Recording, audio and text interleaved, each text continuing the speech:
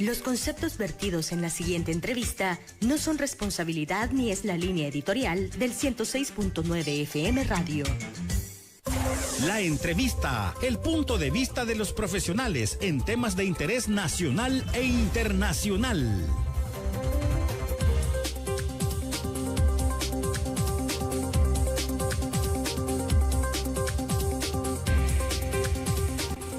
Muy buenos días. ¿Cómo están? Espero que le estén pasando de lo mejor. Hoy es miércoles 14. Qué bueno estar con todos ustedes en esta mañana. En A Primera Vista, la entrevista con Francisco Gómez desde la 106.9 FM Radio. Estamos a través de nuestro streaming. Eso significa que usted puede escuchar la radio por internet, sin necesidad, o desde el teléfono, desde su computadora, desde su dispositivo inteligente también. Ahí usted lo puede hacer. Está Francisco Durán, no, él es Fran Durán en los controles de la 106.9. Soy Francisco Gómez, por eso la entrevista se llama A Primera Vista, la entrevista con Francisco Gómez. Hoy tengo el gusto esta mañana de decirles que también estamos en redes sociales, en Facebook, al igual que en YouTube. Estamos en nuestra fanpage y en nuestro canal de YouTube. Comparta, bueno, en fin, usted haga más grande esta comunidad para que podamos llegar a muchas más personas.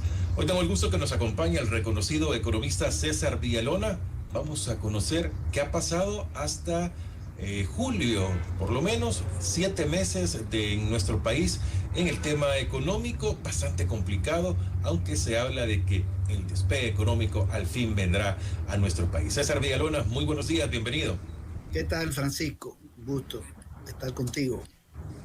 El gusto es nuestro, César, de que pueda compartir con la audiencia. Es más, la audiencia, ustedes de los economistas favoritos que tienen para escuchar en A Primera Vista la entrevista con Francisco Gómez. Bueno, César, estamos ya a mediados del mes de agosto. Ya estamos por finalizar el tercer trimestre o el segundo cuatrimestre que también está por terminar. Bueno, César, ¿cómo nos ha ido en este año, en este 2024 en el tema económico, César Villalona? ¿Cómo vamos en el país? Bueno, mira, hay una información que ha estado publicando, o varias informaciones que ha estado publicando el Banco Central de Reserva, que muestran que la economía lleva un ritmo muy lento. Hay un indicador que se llama índice de volumen de actividad económica que mide más o menos el desempeño económico del país. Da una idea de cómo van los sectores y la proyección. Y dice que hasta el mes de mayo ha crecido 0.03%. Es decir, el IVAE, el índice de volumen de actividad económica, registra un crecimiento de apenas 0.03, es decir, cero, prácticamente cero, porque cuando tú hablas de 0.03, no estás hablando ni siquiera de 0.1, es menos de 0.1. Esto lo que muestra es que la economía está estancada, por más que el gobierno dé otra información, que algún ministro diga algo, que el del Banco Central diga algo, etcétera. Esta es la realidad hasta mayo. Estamos en agosto. Pero bueno, este es el dato más reciente, casi la mitad del año. Y en algunos sectores está registrando caída. Por ejemplo, en el sector construcción, el IVAE, el índice de volumen de actividad económica, muestra una caída de menos 7.5. Insisto, estoy dando datos del Banco Central, tomado de la página web del banco, donde aparece en el apartado de estadística esta información. El índice, menos 7.5 la caída en construcción. En actividades de administración pública y defensa, enseñanza, salud y asistencia social, área de servicio vinculada al gobierno, hay una caída de menos 5.7. En información y comunicaciones hay una caída de menos 3.7. Y en la industria, menos 2%. Estos son 4 áreas o sectores donde ha caído. Ya no estamos hablando de estancamiento, sino aquí es caída. En otro crece y cuando tira ya la media te da un estancamiento en el país. Pero, por ejemplo, en el caso de la industria, es el sector que genera más empleo después del comercio en el país, y hay una caída. Y si le suma la construcción, ya cuando tú tienes industria y construcción, el empleo es mucho más grande, porque la industria te la dan separada, la manufacturera, y por otro lado el sector construcción, pero ambos son industriales, digamos. Y cuando habla de información y comunicaciones, está hablando de un sector que tiene que ver con la modernización económica, fundamentalmente. Y cuando habla de enseñanza, salud y asistencia social, está hablando de servicios básicos. Y está hablando de caída. Aquí se está mostrando caída. Este es un primer elemento que quiero señalar. Segundo, se ve poco dinamismo en la producción para el mercado interno, pero también la producción que se exporta no va bien, porque la producción de un país tiene dos destinos. Una es el mercado nacional. Por ejemplo, en el país se hace azúcar, una parte va al mercado nacional, se vende en El Salvador, y otra parte se vende en el exterior, que son las exportaciones. Aquí las cosas no van bien ni para la producción que va adentro ni para la que se exporta.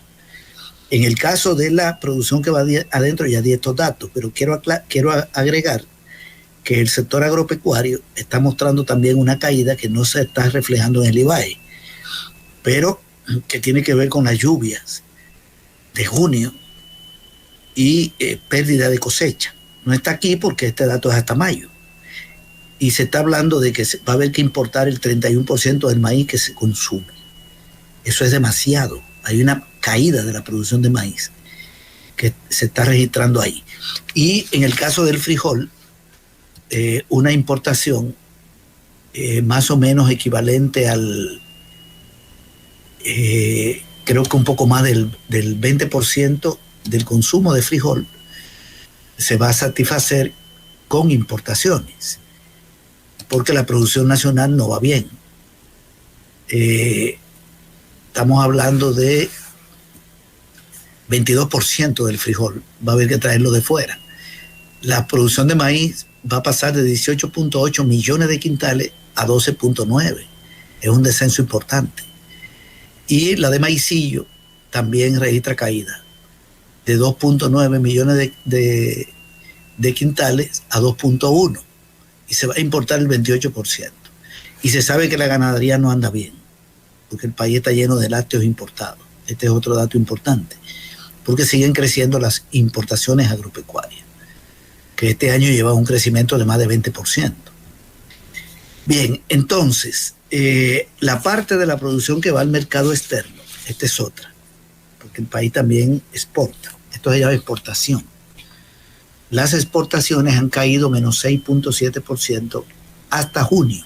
Este dato ya no es hasta mayo, es hasta junio. Los primeros 6 meses del año, las ventas del país en el exterior, la venta de bienes, la producción de bienes que se exporta, que se venden en Estados Unidos, en Centroamérica, que son los principales mercados. También se vende en Colombia, se vende en República Dominicana, en México, un poquito en la Unión Europea, pero la mayor parte va a Estados Unidos y Centroamérica, más del 80%.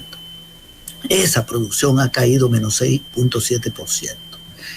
El mayor descenso se ha dado en las maquilas.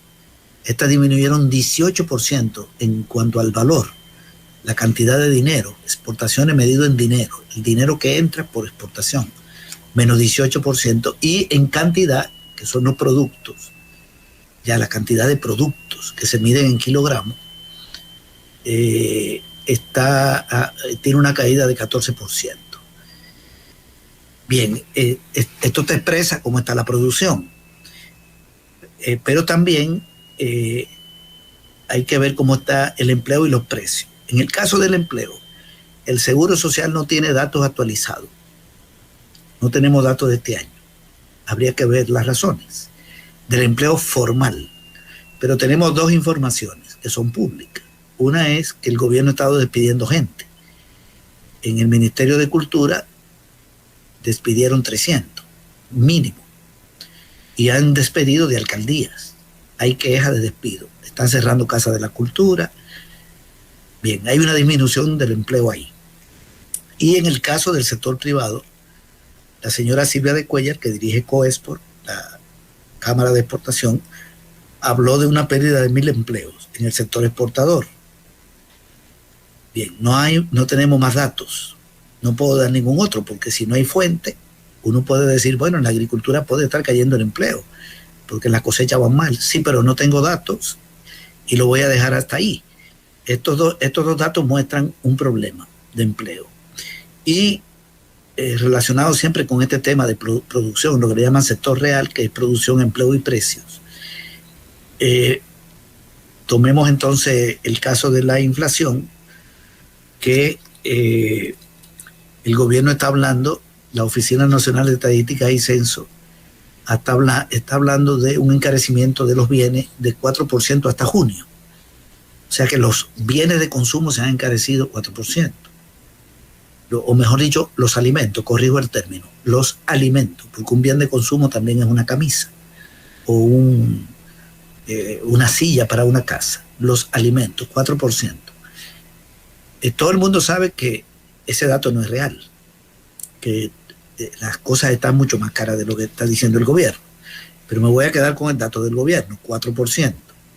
La tendencia es que lleguen a crecer 8%, si no se corrige, y no se ve que eso se vaya a corregir, porque todo sigue igual de caro que como estaba cuando habló el presidente de facto, el señor Bukele, que dijo que iba a quitarle aranceles a los productos importados. Aranceles que no existen, impuestos de importación que no existen, porque esos productos vienen de Centroamérica y de Estados Unidos. Esto de la canasta básica. Si llega a ser un 8%, el alza de precios es muy alta. Cualquier alza de precio aquí afecta, porque los ingresos están fijos. No le están aumentando el salario a nadie. Y las pensiones, que son otra fuente de ingresos, están fijas. No le están subiendo la pensión a nadie.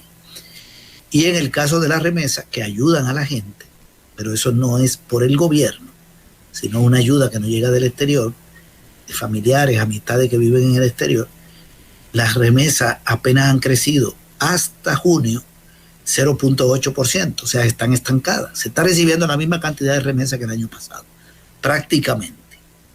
Y en junio cayeron. El dato es enero-junio con respecto a enero-junio, crecimiento de 0.8. Pero si solo comparamos junio con junio, no los 6 meses, sino junio con junio del año pasado, hay una caída como de 3%. Es decir, que veamos ahora qué va a pasar en julio. Hay una tendencia como a caer, a disminuir, pero hasta el momento están estancadas. ¿Qué quiere decir eso? Que esta alza de precio,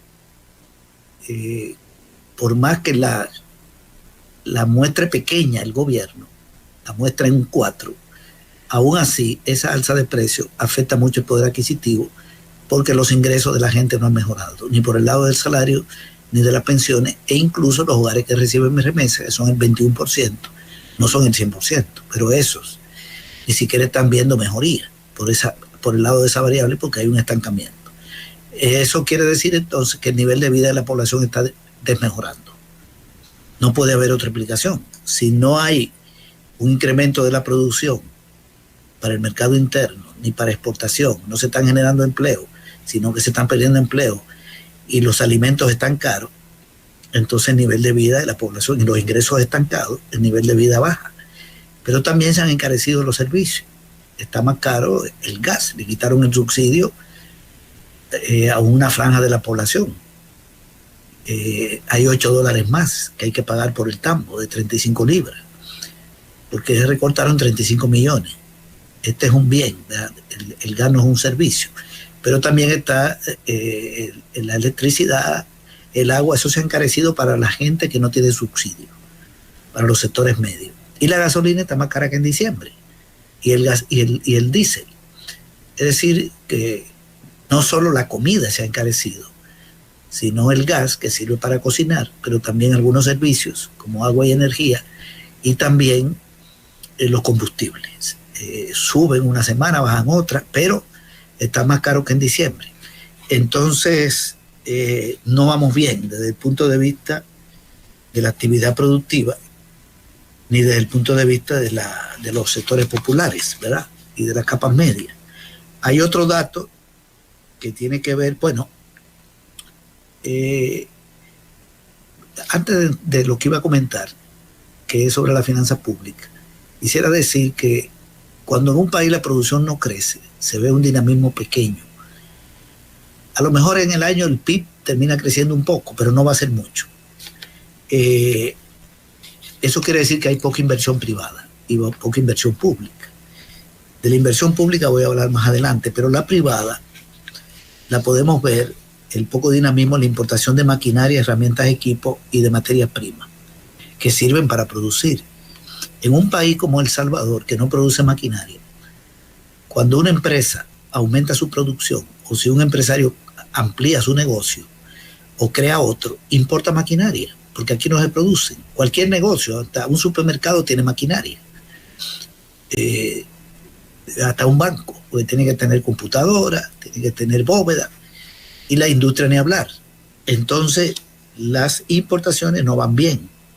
Las de materia prima disminuyeron en menos 0.5% en valor y casi en menos 1% en cantidad. Y las de bienes de capital han caído para la construcción, la industria y algunos servicios básicos. Pero están aumentando las importaciones de bienes de consumo en casi 8% en cantidad, que le generan competencia a la producción local. Dicho de otra manera, las cosas van al revés. Lo que nosotros necesitamos es que los bienes de consumo no sean importados, sino que se produzcan aquí, la mayor cantidad. Si está aumentando la importación de bienes de consumo, se le está generando presión a la producción nacional. Pero como no somos productores de máquinas, necesitamos que las industrias, el sector construcción, el sector agropecuario que utiliza maquinaria agrícola, aunque aquí hay poca, que esas importaciones crezcan, porque eso significa que las empresas están renovando su planta productiva, están botando máquinas viejas y sustituyéndolas por nuevas que generan más productividad, o ampliando la producción y generando más empleo. Entonces esa no crece. Y materia prima, porque tampoco el país produce materia prima. Aquí, por ejemplo, la industria textil, produce poco materia prima, para decirlo de manera más correcta. La industria textil, por ejemplo, no produce hilo para una empresa que hace camisa. Y el sector agropecuario no hace algodón para la empresa que quiere hacer hilo. Para mencionar un solo ejemplo.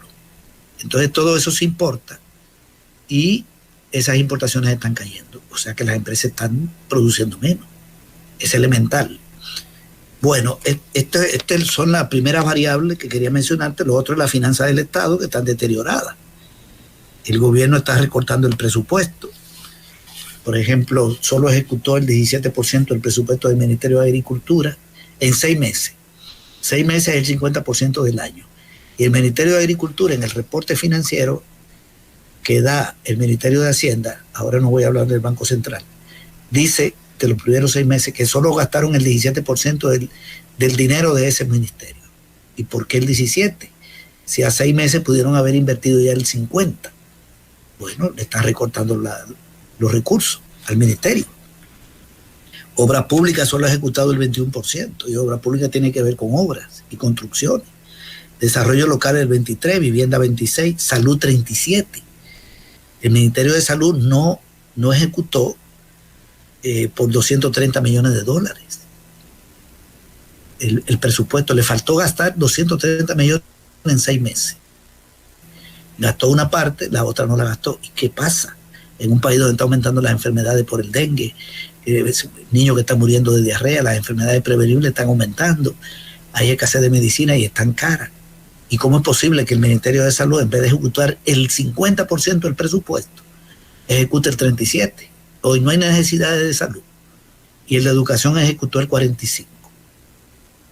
También le faltaron más de 160 millones por ejecutar. Pero resulta que la Cancillería se sobregiró, ejecutó el 57% en la mitad del año. Y el de defensa el 57%, los militares. ¿Y de qué sirven esos gastos? Es al revés. Y hay un gasto que es el de inversión en activos, en obras y construcciones, que le han asignado 1.300 millones en el presupuesto y solo gastaron 99. Es decir, en el año el presupuesto para obras y construcciones 1.300 millones, mayor que el del año pasado, que eran como 1.600. Ponen 1.300 y solo ejecutan 99 millones, casi 100 en 6 meses, cuando debieron haber ejecutado la mitad de 1.300. ¿Cuál es la mitad de 1.300? 650. Ejecutaron 100. Y en capital humano 16%. ¿Qué expresa todo esto? Que el Estado está en bancarrota, que no tiene los recursos para hacer las inversiones que ponen en el presupuesto. Sin embargo, está en bancarrota porque no ha podido, no es porque la recaudación le haya caído, porque la recaudación está aumentando un poquito. Con respecto a lo que esperaban, ha aumentado como un 3%. Sobre todo por el IVA de importación, porque las importaciones están creciendo, porque la recaudación por el IVA que se le cobra a los productos nacionales ha tenido una caída de menos 0.8, el poco dinamismo. Pero resulta que el gobierno, como tiene un déficit, presenta un presupuesto con un déficit, no lo ha podido cubrir. Necesitaba 1.500 millones para ejecutar el presupuesto y no ha conseguido eso, pero se ha endeudado. No es que no se ha endeudado, pero no es suficiente. La deuda ha aumentado entre diciembre del año pasado y junio de este año en 1.300 millones de dólares. Estaba en 29.596 en diciembre y ahora en junio está en 30.956, casi 31.000, 1.360. Es impresionante. Hay un crecimiento de la deuda y una baja inversión y no ejecutan bien el presupuesto. Hay que decir que parte de la deuda es para pagar deuda, porque han pagado 1.650 millones de deuda. Es decir, la deuda creció en 1.360, pero el pago de la deuda, 1.656. ¿Y de qué sirvió el endeudamiento? Si se paga más por deuda que lo que entra por deuda. Y el 40% de lo que se paga son intereses que no bajan la deuda. El gobierno está endeudado hasta la coronilla, como se dice, y le debe ya a las AFP más de 10.000 millones de dólares. Solo este año ha agarrado más de 600 millones. Entonces aquí las cosas no van bien. Finalmente, el circulante, el dinero que circula en la economía, es el mismo de diciembre del año pasado. No crece el dinero. Es decir, el dinero que tiene la gente para comprar, la tarjeta de débito para los que tienen ahorro, los cheques de los que pagan con cheque, son pocos en el país. Eso está al mismo nivel que diciembre. 5.000 y pico millones de dólares. Eso quiere decir que la capacidad de consumo del pueblo no ha aumentado en 6 meses, sino que está estancada, porque el circulante se utiliza para comprar, ¿verdad? Para pagar salario, para comprar alimentos, para pagar los impuestos, para pagar un crédito, para pagar un servicio. Bien, entonces este es más o menos el cuadro que tenemos, una economía como que está en una lógica de estancamiento. César, es preocupante los datos, el análisis que usted hace, datos que comparte, que hemos leído también. La CEPAL saca ayer o antier también información referente a las proyecciones que se está teniendo comparado a años anteriores del crecimiento que pueda tener el PIB en la región, sobre todo, y también en algunos casos para Latinoamérica. Es preocupante. Ahora, César, si lo explicamos también de una forma en que siempre le he dicho, que muchos pueden decir el Estado debe de cada dólar 90 centavos, pero yo me toco la bolsa y saco $1 y es el mismo. O sea, ¿cómo podemos entender que las finanzas del país están mal, que el crecimiento está mal, que el crecer 0.5 o 1% no es realmente muy halagador, muy positivo a lo que nosotros estamos acostumbrados, cuando tenemos mucha más deuda, pero tenemos más pobres, cuando debe de ser, si tienes más deuda debes de tener más pobres porque tienes inversión y porque le estás dando a la población. O sea, ¿esto ha cambiado o sigue siendo lo mismo desde el 2019, César? Bueno, mira, aquí ha estado creciendo la deuda pública. La deuda pública en el año 2019 Te voy a dar el dato de mayo del 2019, del mes de mayo. Eso lo puede conseguir una persona igual en la web del Banco Central. Te da la serie. En mayo del año 2019, cuando terminó el gobierno de Salvador Sánchez Serén, la deuda del Estado eran 19.240 millones de dólares. Exactamente el dato que te estoy dando. 19.240 millones de dólares. Pero era una deuda que venía de 5 gobiernos atrás. Venía desde los años 80, desde Cristiani, se va acumulando, porque todos los gobiernos tienen un determinado nivel de endeudamiento. No hay ningún país donde el Estado no tenga ningún nivel de deuda. Lo importante es para qué se utiliza la deuda. Si es una deuda para pagar deuda, si es una deuda para financiar gastos de propaganda, o si es una deuda para hacer un hospital. Yo no tengo ningún problema con que un gobierno pida un préstamo y haga hospitales. Eso está bien. Si los recursos nacionales no alcanzan, bienvenido, con sistemas de riego que van a levantar la producción agrícola. A propósito, el préstamo de 170 millones que le dejó Serén a este gobierno para salud no ha sido ejecutado. Acaba de salir una información, el hospital de Nejapa ni arranca. Y el famoso Segundo Rosales, nadie sabe cómo que va eso. No lo están ejecutando. Ok, este gobierno no lo ha ejecutado y Serén se lo dejó el dinero. Ese es un caso rarísimo. Pero bien, entonces, en 30 años, la deuda estaba en 19.240. 30 años. 20 de arena y 10 del frente. Bukele en 5 años y un mes, es decir, de junio, toma posesión en junio, y en mayo, el 31 de mayo, termina su gobierno, el primer gobierno de él.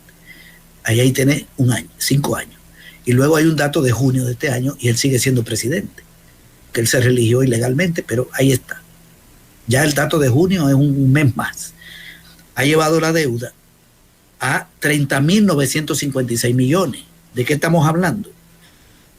Si tú divides 19.240 millones entre 30, te da que cada gobierno aumentó la deuda en 641 millones, suponiendo que fuera lo mismo. No es lo mismo, porque el gobierno que más elevó la deuda fue el de Paco Flores, pero lo estoy poniendo parejo. 641 millones por gobierno. Ahora con Bukele tenemos que hacer otra operación, porque resulta que la deuda ha aumentado en términos de dinero, ha aumentado en casi 11.716 millones. Si yo te lo divido entre 5 años y un mes, me da 2.297 millones por año. 2.297. Los gobiernos anteriores se endeudaron por año en 650 y tantos millones promedio. El de Bukele en 2.297. Es decir, 4 veces más. Cada año la deuda que generó este gobierno superó 4 veces la de los gobiernos anteriores en un año. ¿Y dónde se ha invertido todo este dinero, César? ¿A dónde lo podemos ver? Este es el otro elemento que es fundamental en tu comentario y tu pregunta. Resulta que el FMLN encontró una pobreza. Vamos a ver, voy a dar el siguiente dato. Mauricio Funes toma posesión el 1 de junio del 2019 y encuentra en el 19, en el 18, el dato de pobreza era 40% de los hogares. 2009, con perdón. En el 8, el dato de la encuesta de hogares de propósito múltiple, lo puede encontrar cualquier persona que nos esté escuchando. Pone en Google Oficina Nacional de Estadísticas y Censo, le va a salir la página web, entra, le da donde dice estadísticas económicas y ahí se mete en la encuesta de hogares. Y va a ver la encuesta de hogares desde el 2020 hasta el 23. Ahí están. Entonces busca la encuesta de hogares del año 2008 y va a encontrar ahí el dato de pobreza que está en el texto y en los cuadros, 40% de los hogares. Así lo encontró, así lo dejó Saca en el 18, 40% de los hogares. Viene el 19. El 9 es un año compartido. Cuando termina el 9, la pobreza está en 38%. Ya bajó 2 puntos. Pero digamos, podríamos decir que la pobreza del 9 es la que encontró el FMLN. La del 9, 38%. Ok. Porque tú agarras el gobierno en junio, pero ya está el presupuesto aprobado. Cambiar el país en ese año es muy difícil. 38%. ¿Cómo la dejó el FMLN en el 2019 cuando llega Bukele? En 22.8. De 38 a 22.8. Solo hay que ver las dos encuestas. A mirarla. Incluso la encuesta del 19 la hizo el gobierno de Arenas, prácticamente. La publicó el del FMLN. Pero se comenzó a hacer en el gobierno de Arenas. Y es la misma encuesta. Es decir, de 38 a 22 es una baja grande. Y esa baja de la pobreza la reconoce la CEPAL y la reconoce el Banco Mundial. Hay textos donde ellos reconocen esa reducción. Eso tiene una explicación. Entonces la deuda creció. En el gobierno del Frente creció como en 6.000 millones. De esos 19.000 y pico, 6.000 y pico fue lo que le aportó el FMLN. Lo demás lo dejó Arena. Y creció sobre todo por el pago de pensiones. Porque obligatoriamente había que pedirle prestado a las AFP para pagar pensiones del sistema público, porque ese amarre lo dejó Arena, que lo aprobó en el año 2006. En el 2006 se aprobó que el gobierno se endeudara con las AFP. Los diputados de Arena, PCN y PDC. Y esos dos partidos, PCN y PDC, están con Bukele.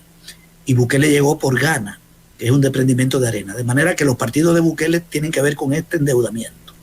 Los partidos a los que él pertenece, los que trabajan para él. O mejor dicho, los que trabajan para él. Ok, entonces, hay una baja uno puede entender que hay un endeudamiento, pero hay un recorte de la pobreza, una reducción. ¿Qué ha pasado con Bukele? Bukele eleva la deuda en más de 11.000 millones de dólares y resulta que la pobreza, que la encontró en 22.8% de los hogares, ahora está en 27.2%, según la encuesta del 2023. En El Salvador crecen al mismo tiempo la deuda y la pobreza. La deuda, 11.716 millones. Y la pobreza, 4 puntos porcentuales. Un poquito más, 4.4 puntos porcentuales. Tenemos 11.700 millones de dólares más de deuda. Y tenemos 130.000 personas pobres más que en el año 2019, que entraron en la pobreza. Son 130.000 las personas que han caído en la pobreza en este periodo.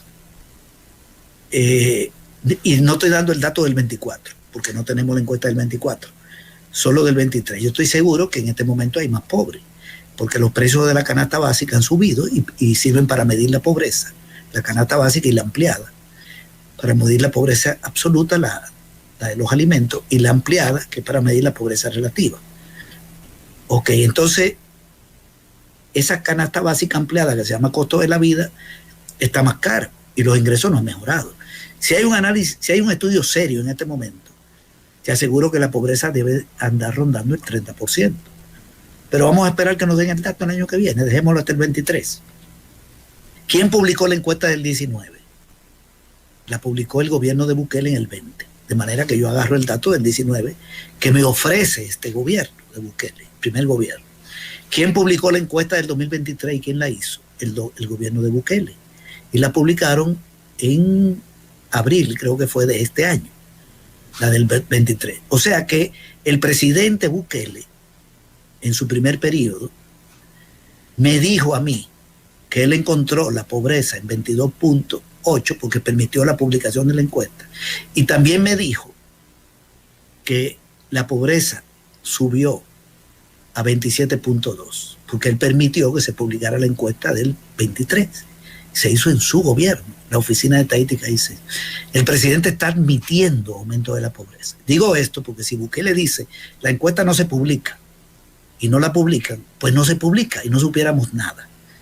Y no pasará nada. Él decidió, por ejemplo, que un informe del Fondo Monetario no se publicara. Si Bukele le da una orden, llama al jefe de Estadística y Censo y le dice, modifíqueme la encuesta y póngame que la pobreza subió, que la pobreza bajó, o no me publique la encuesta, pues no se publica. Pero él la ha publicado. Yo no lo estoy agradeciendo, porque es una obligación publicarla, hacerla y publicarla. Pero el dato que yo estoy dando es del presidente de la República, que ahora ya para mí es un presidente de facto, pero no lo era en el 23. Ok, entonces, ¿de qué sirve la deuda si aumenta la pobreza? Y aumenta la emigración, porque el dato de migración es espeluznante. Y acaba de salir una información de que en el primer semestre de este año también ha aumentado en más de un 70%. Está aumentando la emigración, sobre todo Estados Unidos. La cantidad de personas que han devuelto a la frontera sur es 76% mayor que el primer semestre del año pasado. Por cierto, si no hubiera tanta emigración, hubiera más pobreza. Porque la gente que se va del país sale de las estadísticas. Ya no existe. O sea, no vive aquí. Si yo soy pobre y llegan a mi casa, vivimos 3 en un hogar pobre, estamos en las estadísticas. Pero si vendemos la casa y nos vamos para Estados Unidos, ya salimos de la pobreza. No estamos en las estadísticas. Podemos seguir siendo pobres, pero vivimos en Estados Unidos. Entonces, si no fuera por esa migración, aquí tuviéramos una pobreza mucho más grande. Pero bien, entonces, ¿de qué sirve que esas dos variables suban? Porque el endeudamiento debería reflejarse en que una mejoría en la salud. ¿Ha mejorado la salud? No, hombre, se acaba de salir la información de que los casos de dengue que están saliendo son los más grandes de los últimos 44 años. Esto es impresionante. Muerte por dengue entre el registro más alto desde 1980. En 1980 estábamos ya prácticamente en guerra. Había habido un golpe militar en el 79 y una primera junta, una junta cívico-militar. País en una crisis espantosa, económica, social y política. En 1980 mataron a Romero, los escuadrones de la muerte estaban asesinando a muchísima gente.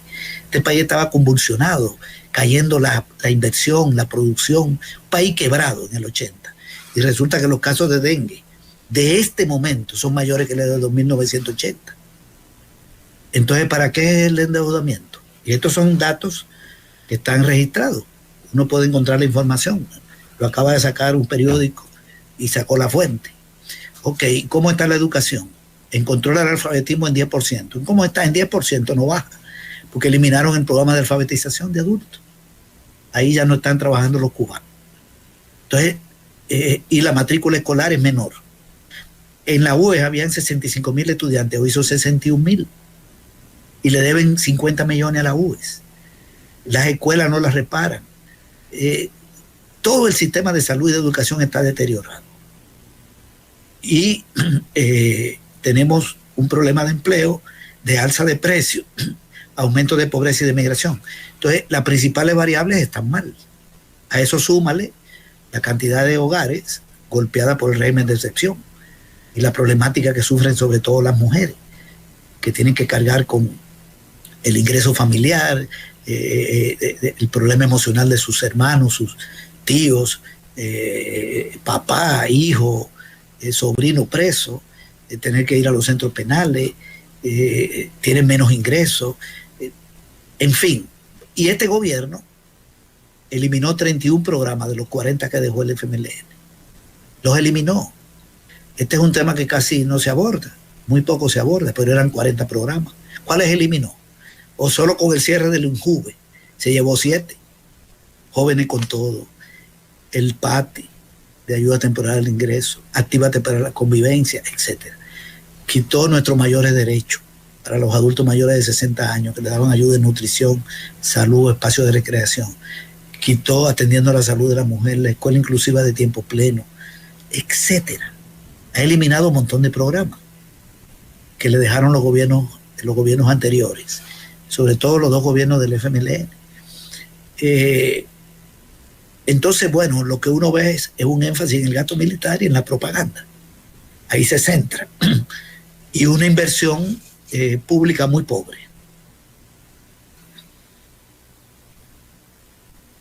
Así es, César. Quisiera también que tocáramos esta parte. Después de la cadena nacional donde el presidente dice de que vayamos a comprar a los agromercados que han sido colocados en diferentes puntos de nuestro país, ahora los precios de las verduras, hortalizas, frutas ¿Han bajado realmente o continúa todo igual? ¿Ha sido de impacto esto? Lo que uno escucha de las personas que van a los mercados, yo por lo generalmente, yo a veces voy al mercado, yo vivo aquí en Santa Tecla, pero también compro en las tiendas que están cerca de mi casa. Lo que yo escucho de la gente es que los precios no han bajado, los precios se mantienen. Incluso están vendiendo caro en los agromercados. Voy a decir algo de los agromercados, pero los precios se mantienen igual. Yo acabo de comprar hace 2 días tomate en la tienda que está en la acera de mi casa. ¿Cuánto me dieron? Por $1. Me dieron 2 y me devolvieron 20 centavos. Es decir, que cada uno vale 40 centavos. Y pequeño. ¿Cuánto me daban hace 2 meses? 2 por $1 y me devolvían 20 centavos. Es decir, que sigue a 40. Entonces las personas que tienen la tienda no se han enterado. Parece que el gobierno le quitó los aranceles a esos productos para que entraran baratos, porque lo siguen vendiendo caro. ¿Cuál es la realidad? La realidad es que el gobierno no ha tomado ninguna medida para que bajen los precios, porque esos productos no tienen aranceles. ¿Quién le dijo al señor presidente que el aguacate que viene de México o el tomate que viene de Guatemala paga aranceles y que hay que quitárselo? Eso no paga aranceles de los años 90, en el caso de los productos de Centroamérica. Los productos de Centroamérica que pagan aranceles son pocos. Tienen que ver con bebidas alcohólicas, con algunos combustibles, porque algunos países tienen alguna posibilidad de vender algunos derivados del petróleo. Pero todos esos productos alimenticios, todos, no pagan arancel. ¿Quién le dijo al señor presidente de la República, presidente de facto, que las verduras que vienen de Honduras pagan arancel y que hay que quitárselo? Eso no tiene ningún sentido. Y nosotros, y este país, ¿dónde compra? En Centroamérica y en Estados Unidos. Ahí se concentra el 80% y hay tratado de libre comercio. Y otro porcentaje viene de México, con el que también hay TLC. Otro porcentaje viene de Colombia, con el que hay TLC. Con la Unión Europea hay un TLC. Entonces, carne, lácteos, todo eso viene de Centroamérica sin tributos, sin un tributo que se llama aranceles. Ok, no tienen aranceles. No le puede quitar el impuesto de aduana a un producto que no lo tiene. Y se lo quiere quitar supuestamente para que entre barato, pero no lo puede quitar porque no existe. Incluso cometió un error técnico, porque habló de canasta básica ampliada. Y ya la palabra ampliada significa ya no alimento, sino pago de vivienda. Eso no se trae de fuera. Servicio de transporte, eso no se trae de fuera. Usted paga un servicio cuando se sube en un bus, o en un Uber, o en un taxi. Incluye pago de energía, eso no se importa, eso es de aquí. Incluye no pagar arancel. El servicio de agua que le da ANDA, digamos. Eso no es. ¿Qué arancel le va a quitar al agua? Eso es parte de la canasta básica ampliada. Y repitió la palabra. Se le aclaró y la repitió. O sea, yo voy a seguir hablando de canasta básica ampliada, porque él es un macho. Entonces, y los alimentos que son parte de la canasta básica, todo eso no tiene arancel. Por lo tanto, no tenían que bajar los precios. Para que los precios bajen, hay que bajar los costos de producción, aumentar la oferta. Porque fíjate que los precios han subido no porque haya mucha demanda, porque en la economía un producto se encarece por 2 razones, por una de 2 razones o por las 2. Si hay mucha demanda de ese producto, por ejemplo, si aquí la gente tuviera mucho dinero en la mano y quiere comprar, aumenta la demanda y hay poca oferta. Entonces los productos suben de precio. Pocos tomates y mucha gente demandando tomate, el tomate se encarece. Esa es una ley de mercado. El exceso de demanda con respecto a la oferta. Pero aquí no es esa la razón, porque el medio circulante de junio es el mismo de diciembre. No es que la capacidad de consumo del pueblo esté creciendo, que tengamos más dinero. La otra razón es el alza de los costos, y esa sí ha subido los costos, porque los combustibles están más caros que en diciembre. Entonces, si tú traes productos de Guatemala, tú eres un comerciante, un camionero, lo vende más caro en la tiendona. Si traes productos de cualquier país, lo vende más caro. Si lo mueve internamente, si es un producto nacional y lo mueve internamente, también está más caro. Pero también está más caro los insumos agrícolas. se ha encarecido el sulfato de amonio, la urea, que vienen de fuera. La fórmula, los alimentos de animales, que es el principal costo para la ganadería, más del 60%, están quebrando ganaderos desde hace rato. Entonces, esos costos han subido, sobre todo por factores externos, porque esos insumos no se producen acá, se traen de fuera. Aquí se produce con orgánico, pero es muy poquito. La semilla viene de fuera y la urea, el sulfato de amonio. Entonces el gobierno no ha tomado medidas para bajar los costos de los insumos. ¿Qué sería la medida? ¿Cuál podría ser? Que la tome, que vea una medida para eso. Y lo otro es fomentar la producción, que aumente más la oferta. Entonces eso no se ha hecho. Por ejemplo, los agricultores le plantearon que le diera $300. Desde el 2022 le están pidiendo que le dé $300 de subsidio para una manzana de maíz y de frijol, para abaratar el costo. No lo hace, no le da el subsidio a la agricultura, pero hace un Miss Universo donde gasta un dinero que no estaba previsto. Hace unos Juegos Centroamericanos donde gasta dinero. Ese subsidio de $300 para 400 manzanas son 120 millones. ¿Cuánto costó el Miss Universo? No se sabe, yo no sé. Hubo una señora que habló de 100 millones, después dijo que 60. Sea lo que sea, ahí se botó dinero. Eso es botar dinero, porque eso no sirve para nada. Para nada. Entonces, antes, el tiempo nos está consumiendo. Ya tenemos 7:50. Estos días, hace un par de días, el presidente de la República apareció en un acto donde se reveló inversión privada de 1.61 mil millones de dólares en la tercera fase del plan de remodelación económica para El Salvador. Ahí me quisiera detener, César. ¿De qué plan o remodelación económica se está hablando en el país? Y si podemos hablar de la primera y la segunda fase brevemente para entrar en la tercera. Bueno, yo no conozco ninguna fase de plan de remodelación, como no conozco ningún plan económico. Yo recuerdo que a principios del año 2020 el presidente Bukele dijo que iba a venir un experto de Harvard, de la Universidad de Harvard de Estados Unidos, a ayudarle a hacer un plan económico. Eso lo dijo en enero del 2020. No tenía plan. Pero nunca llegó, porque ya en febrero lo que llegó fue el COVID. Aquí llegó el COVID en febrero y se inició la emergencia. Ok. Pasó el 20 sin plan económico. Pasó el 21 sin plan económico, 22, 23. Yo no conozco ningún plan económico y no creo que ninguna persona en este país tenga un documento llamado plan económico. Te aseguro que de los 6 millones que vivimos aquí, nadie tiene ese plan, porque no existe. Y entonces, hablando. Entonces, el presidente siempre intenta hacer creer que ellos tienen una gran planificación, que ellos tienen un rumbo, que el gobierno tiene un rumbo. Eso es parte de la propaganda, como nos lo vendieron en seguridad pública. En seguridad pública presentaron un plan de control territorial que no existía, porque ni siquiera consiguió el préstamo de los 91 millones que le aprobaron en diciembre del 2020 para la fase supuestamente 2. Ni consiguió los 119 millones, no lo buscó para la supuesta fase 3.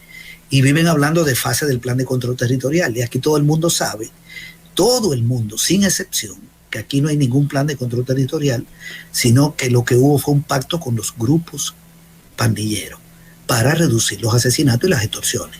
Entonces, ¿cuál es el plan? No es de control de territorio. El plan es de un acuerdo con las pandillas para bajar los asesinatos.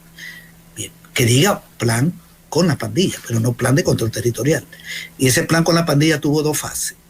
La del 19, cuando llegaron al primer acuerdo, 19-20, para que ellos no dejaran votar por el FMLN y la oposición en las elecciones del 21, y para que ellos bajaran los asesinatos a cambio de dinero, etc. Ok, comenzaron a bajarlo en el 20.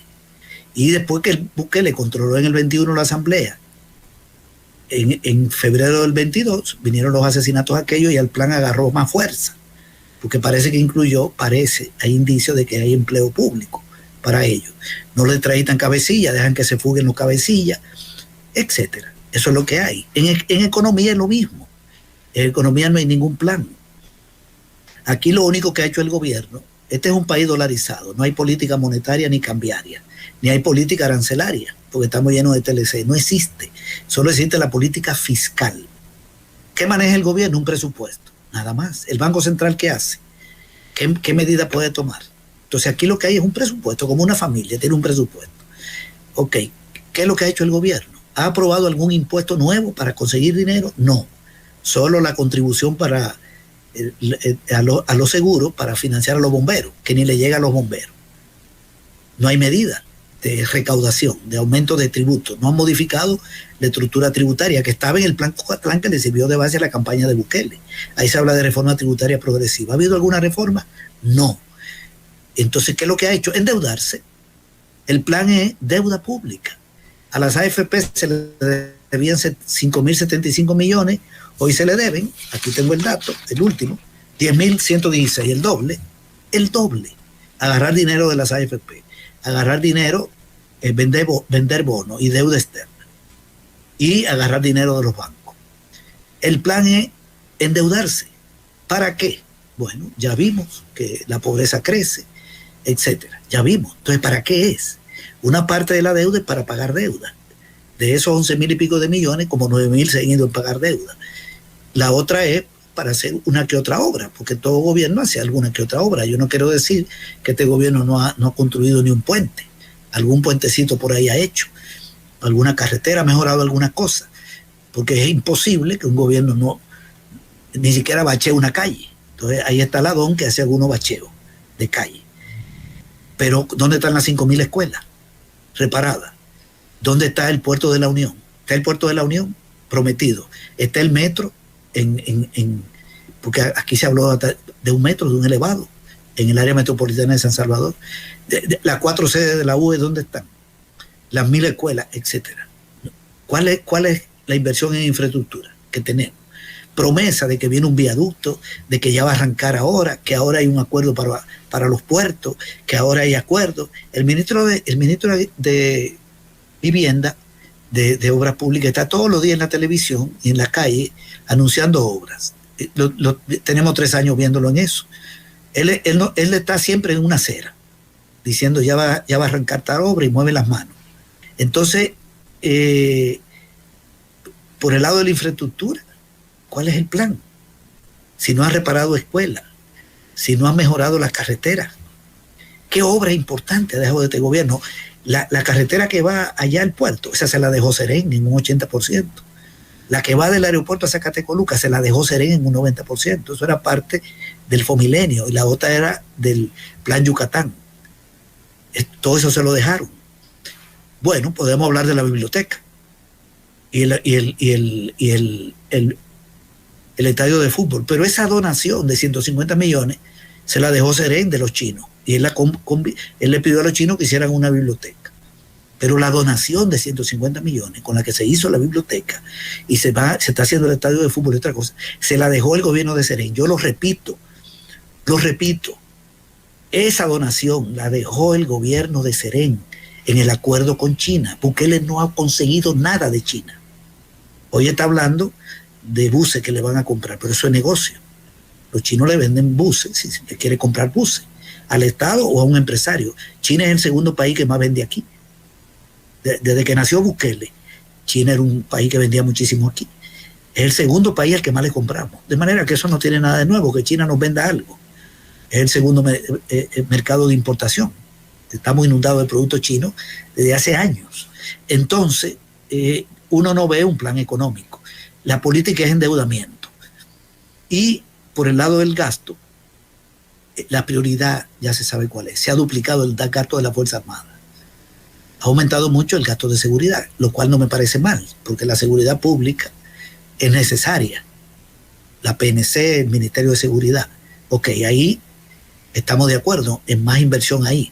La Fuerza Armada no sé para qué, porque no tiene tarea de orden pública. ¿Por qué lo duplican? el gasto de la Cancillería. ¿Y de qué le sirve la Cancillería a este país? ¿De qué le sirve? Si aquí la Cancillería se cierra, no pasa nada. Aquí lo que necesitamos es levantar la agricultura, levantar la industria, la producción industrial de alimentos que ha estado cayendo, y la agricultura. La otra prioridad es el gasto de propaganda, que es muy fuerte. Y acaban de aprobar, y en la seguridad pública, quiero decir, que acaban de hacer un refuerzo de 6 millones a la Oficina de Inteligencia del Estado. 6 millones a la Oficina de Inteligencia del Estado, y no que ya no hay delincuencia. ¿Eso es para espiar a quién? ¿Para espiar a quién? ¿A quién es que quieren perseguir al movimiento popular? A los dirigentes, la dirigente de los movimientos populares, que son los que están dando la cara aquí en la crítica al gobierno, los que están enfrentando al régimen, en el marco de la legalidad, que todavía se permite, porque hay un montón de ilegalidades, hay una legalidad medio tolerada. Entonces, ¿cuál es el plan de salud? Yo no veo ningún plan de salud. El gobierno del FMLN creó una reforma de salud, con énfasis en el primer nivel de atención, y con 10 componentes. Una reforma. ¿Qué ha hecho este gobierno? Cerrar 17 equipos comunitarios de salud, cerrar unidades de salud. El sistema de salud está en deterioro. Hubo un plan de educación. Se inició un programa de alfabetización de adultos. Se sacaron del analfabetismo más de 150 municipios y 4 departamentos. El Frente tenía un plan de educación. Y se creó el Instituto de Formación Docente, la universidad en línea. Todo eso se hizo en el gobierno del Frente. ¿Hoy qué hay? Recorte a la UES. Ninguna reparación de escuela. Es al revés. Entonces, por donde quiera que uno lo mire, no hay ningún plan. Y ahora está hablando de infraestructura. Sí.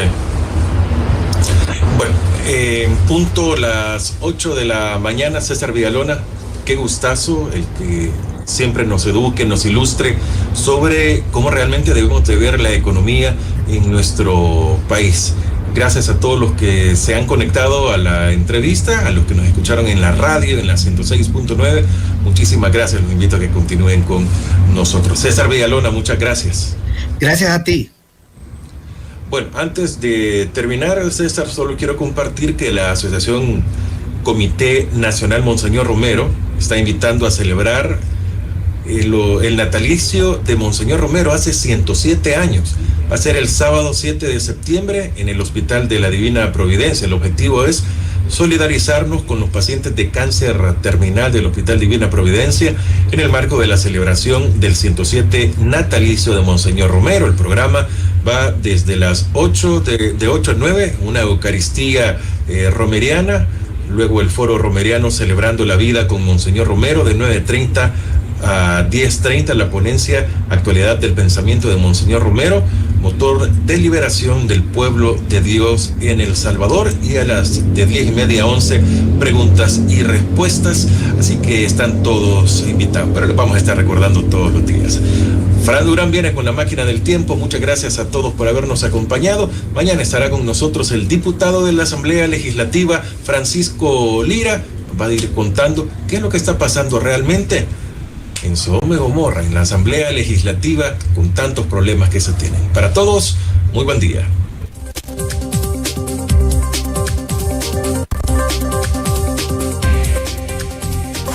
La entrevista, el punto de vista de los profesionales en temas de interés nacional e internacional.